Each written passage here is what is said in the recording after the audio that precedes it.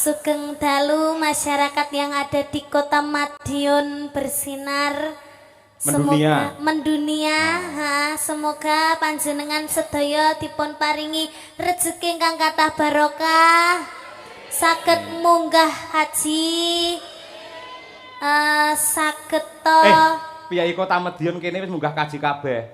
Oh, kok iso? Mergo nang kene enek replikane Ka'bah ning kene enek. Bendina manasik wong kene iki. Wong Madiun kan jane sugih-sugih kok, Pak. Iya. Wong wis kok Singapura barang kok e. Masa? Alun-alune nek Singapura barang, Pak. Oh, to. Heeh. Sing anyel aku mau lho. Lah nek Napa? palang sepur to uwi iki nutup. Iki mobilku nang kene. Lah kok sepure liwat mburine mobilku to, Pak. Kono kuwi lho anyelne aku iki iso liwat mburiku iki piye. Da Madiun ini kota yang maju lho, Pak. Heeh to. Sepuri ora dideleh ning gone rel, ning dalan. Ayo, kuwi hiasan ya, Nduk, ora. Nggih. Ya saiki nembang Sahayu. Nggih, Pak. Ya iki wis kangen karo suaramu. Sing alus riyen nggih. Halus wae ning engko bar langgam kena dindangdukne ngono lho, tak ketang sithik. Oh, ngoten. Nyuwune napa, Pak?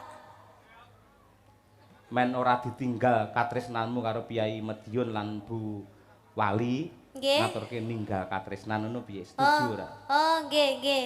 Nggih. Mengke di versi J ngoten to, Pak? J iki apa? Jaranan. Oh iya. Cocok versi J. Tapi niki dibawani napa mboten, Pak? Oh iya jelas. Komplit bawa wong no. sampean eman-eman ora bawa. Nggih. Ayo. Niki Dasare. bawane tentang Dimas Niken Salindri. Oh iya to. Niki cakepane niki sing damel niki lemboten klentu Sapa, Nduk? Pak Sukron. Pak Sukron. Nggih, terus sing nyanyi Ibun, Heeh. terus jenengan sing nyawang. Oh iya. Aku nyawange marem, Nduk, aku pisan ya. Wis tuwek disawange marem ya.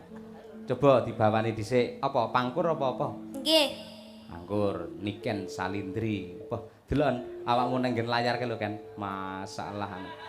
Jan kaya Romeo Juliet ae dhewe ya. Ayo nggih. Ya Nduk, Niken Salindri. Ya. Dimen buta yang ram bakal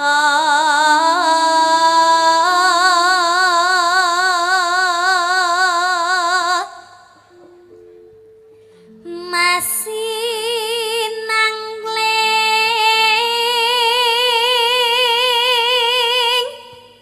cahyane raka eksit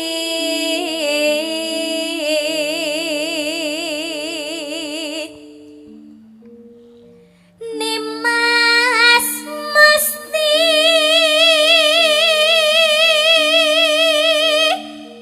kaning jantong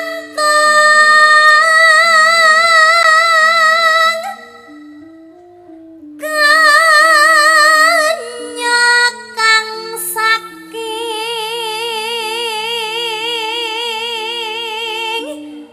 dahar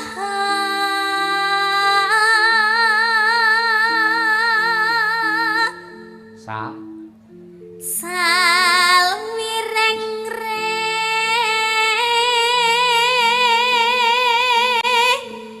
nambang beksa wes kacakep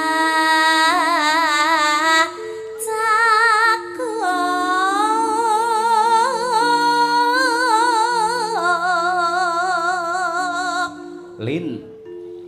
linambaran jiwa tama Terakhir Dri. driya sumarah mring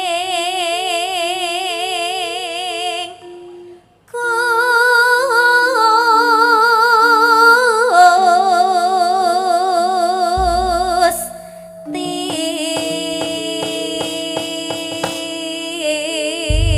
Yuwun tepuk tangan yang meriah untuk Niken Salindri, suara emas dari kota Kediri.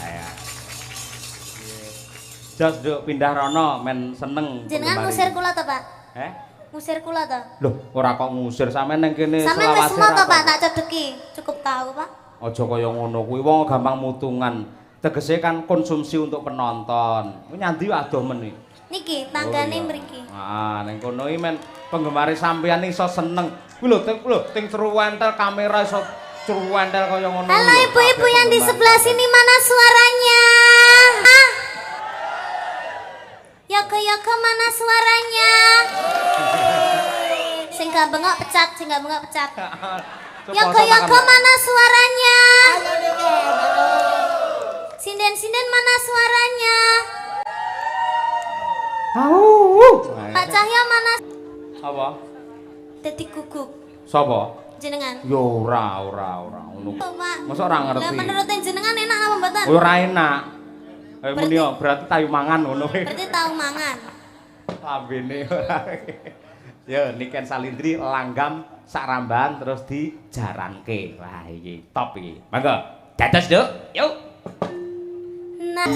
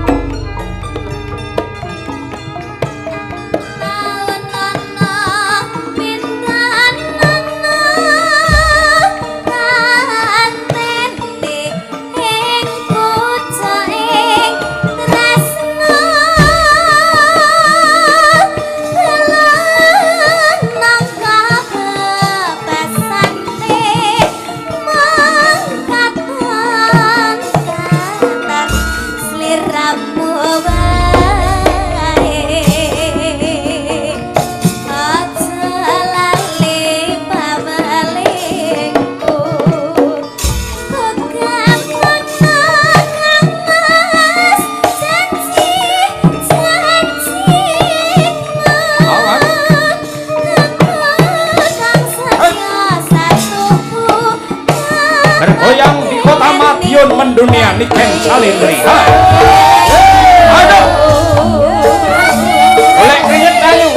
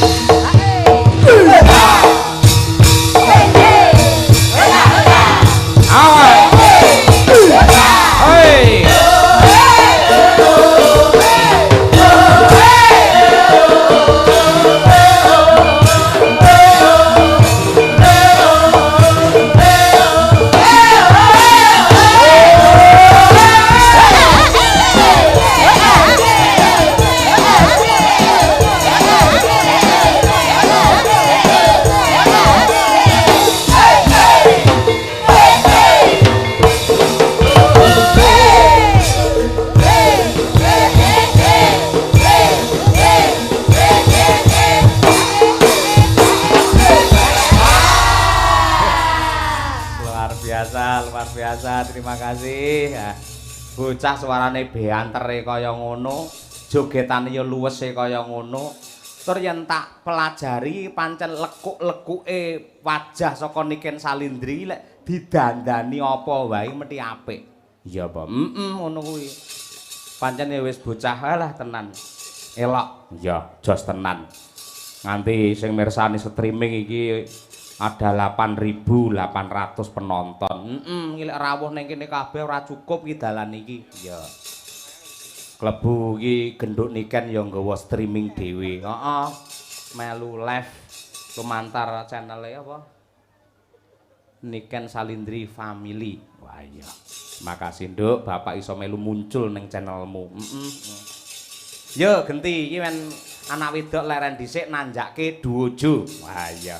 Mas Klitik karo Mas Kluduk Slendro Mas kanggo menyapa warga masyarakat Madiun ya panas-panas melaku wah ya dasare kene iki nggen sepur ya Mak nggen sepur ngaturake panas-panas melaku ki pas untuk memberi support kepada duo Jo supaya naik di pementasan monggo Madangkara dados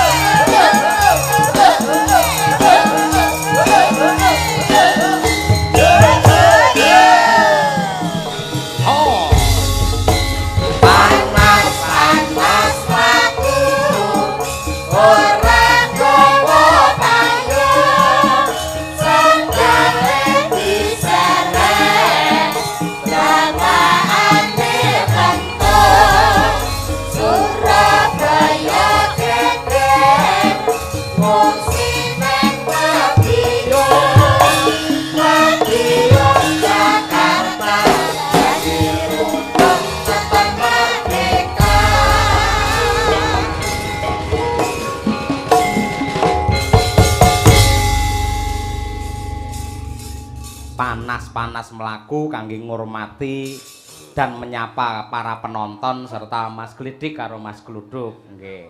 Sugeng dalu Mas. Sugeng dalu Mak Cangik Yulimbo. Nggih, rawuh jam pinten niki Pak?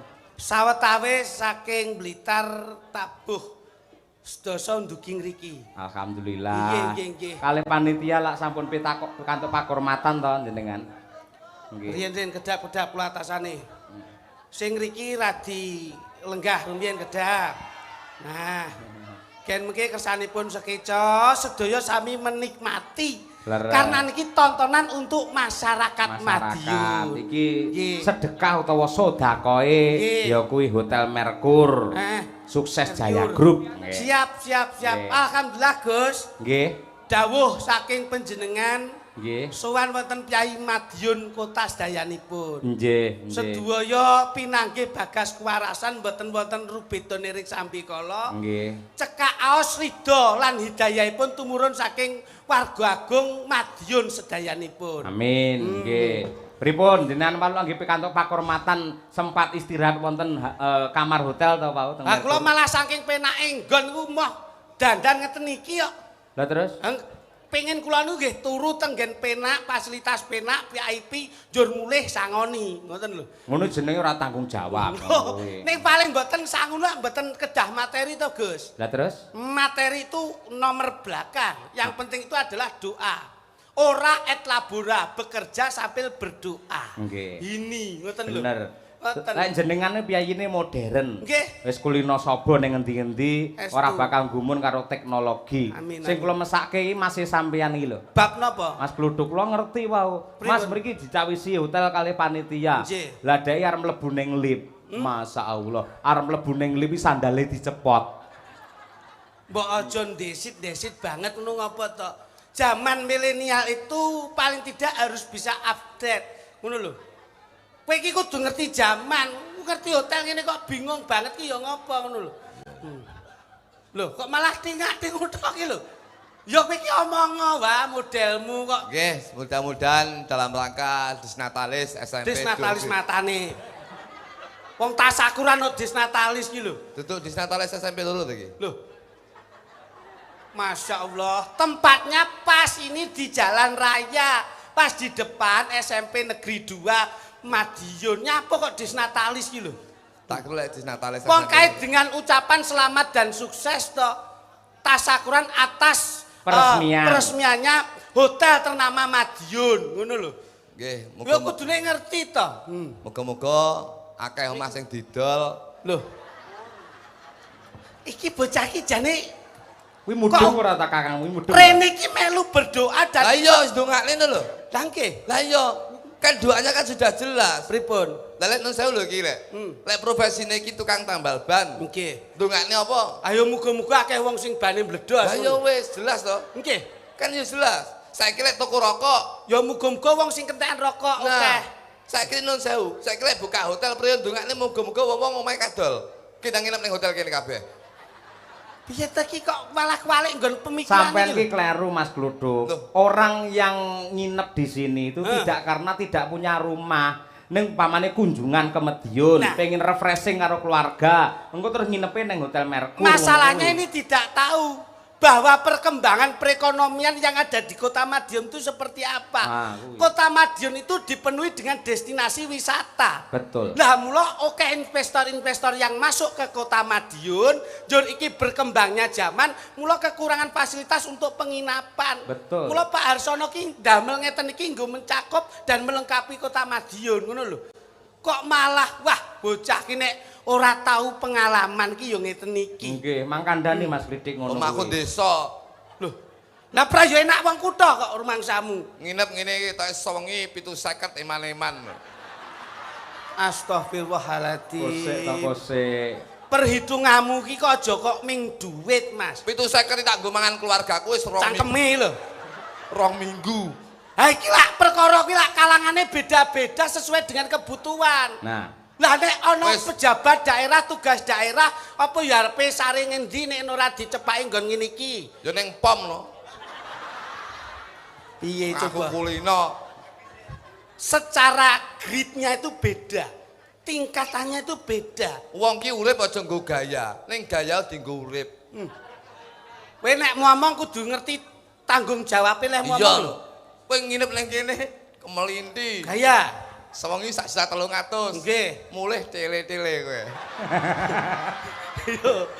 Ya ning kowe kebangetan kowe Duk. Iya, Lah napa? Lah iki sing nanggap Hotel Merkur, kowe iki kudune melu promosi kok malah Pak ngelek-elek karo Harsono ngono. itu Kulo ora ngelek-ngelek. Tegese kalau memang itu butuh, manfaatkanlah kebutuhanmu. Aja mek trimo ning hotel ki mbok nggo gaya aja.